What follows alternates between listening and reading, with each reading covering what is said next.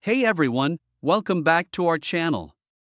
Today, we're going to dive into the exciting world of React and build a simple to-do list application from scratch. Stick around as we break down the code and explain how each part works.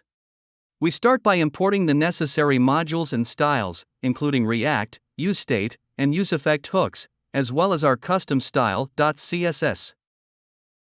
Our app uses the powerful useState hook to manage state. We have two pieces of state. Todos, which holds our to-do items, and handleDeleteTodo, which tracks the new to-do being entered. The useEffect hook is used to fetch initial to-do items from JSON API. https://JSONAPI/todos when the component mounts. The fetch data is set to the Todos state. The handleDeleteTodo function is called when the add button is clicked. It first checks if the handleDeleteTodo is not empty.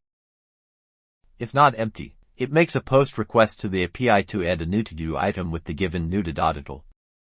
Upon success, the new to-do item is added to the Todos state. The handleUpdateTodo function is called when the update button is clicked for a specific to-do item. It makes a put request to the API to update the title of the selected to-do item.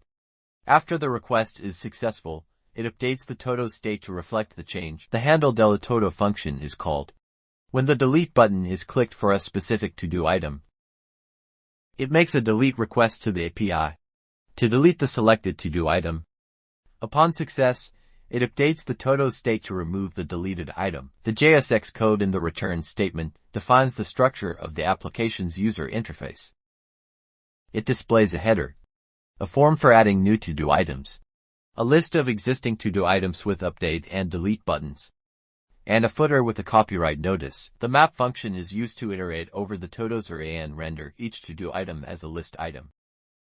Each to-do item displays its title along with update and delete buttons. A footer with a copyright notice and a link to the developer's profile is included. And there you have it. We've built a functional to-do list app using React. We covered state management, API requests, and rendering components.